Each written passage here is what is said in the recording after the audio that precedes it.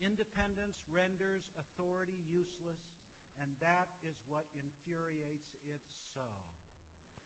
You've undoubtedly been told you're mentally ill for daring to say that the emperor called psychiatry has no clothes, not to mention stupid and unscientific. At least this is what some of my colleagues say about me at one university. So if this is something that has happened to you, I'm here to say that you're not alone. The controversy regarding the myth of mental illness and psychiatry is not about science or medicine, it's about power. When psychiatrists start agreeing with you, well then perhaps you ought to reconsider your position. Something may be wrong.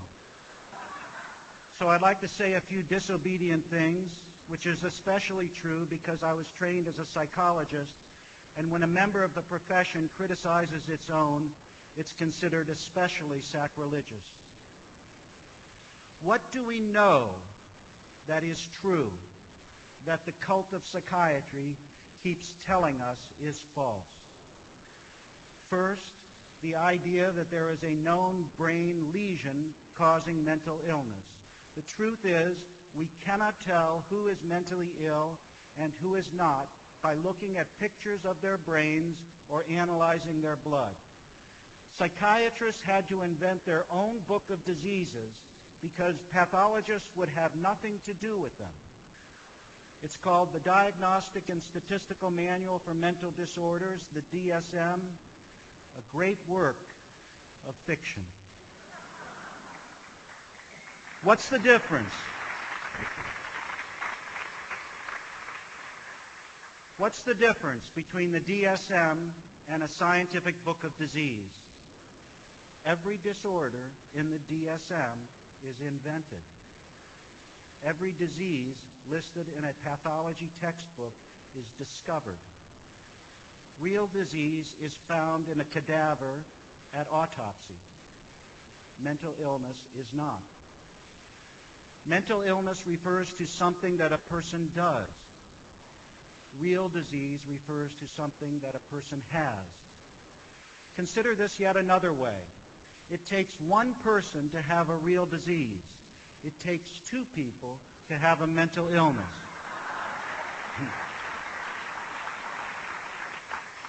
If you're alone on an island, you could develop a real disease like cancer or heart disease, but you cannot develop a mental illness such as hyperactivity or schizophrenia. This is because mental illness is always diagnosed on the basis of some sort of social conflict. When people do something that others find objectionable, they can be diagnosed as mentally ill. If the person doing the diagnosing is more powerful than the person diagnosed, then there is trouble. In this sense, the diagnosis of mental illness is always a weapon. Not so when it comes to diagnosing real disease. Think of how when people get angry with one another, they inevitably resort to some kind of diagnosis. They say, "You're crazy. You're mentally ill. You're paranoid." Can you imagine somebody getting angry with someone and saying, "You have diabetes. You have Parkinson's disease"? Social conflict has nothing to do with developing a real disease. You don't develop diabetes because someone doesn't like the way you think, speak, or behave. You have to have someone else present to judge that your behavior is morally good or bad in order to have a mental illness. So diagnosis is a weapon, a tool people use against one another, especially when there is some kind of power conflict present. And what of treatment? Treatment for mental illness is punishment. Look at our criminal justice system. When someone commits a crime and a psychiatrist is in the courtroom, a defendant may go to a mental institution instead of a prison. Can you imagine a judge saying, I sentence you to treatment for your cancer.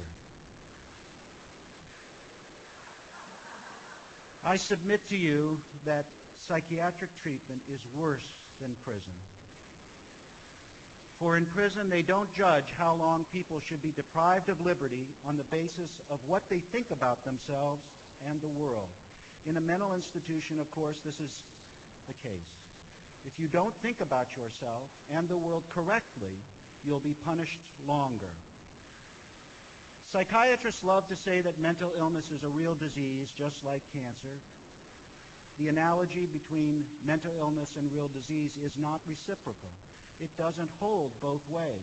Having cancer is not like being depressed. We don't shock people who have cancer to make them better, especially if they don't want to be shocked. Consider how melanoma, a deadly form of skin cancer, is a disease here as well as in northern India. If you have melanoma, does it cease to exist if you move to another country, another culture? Of course not.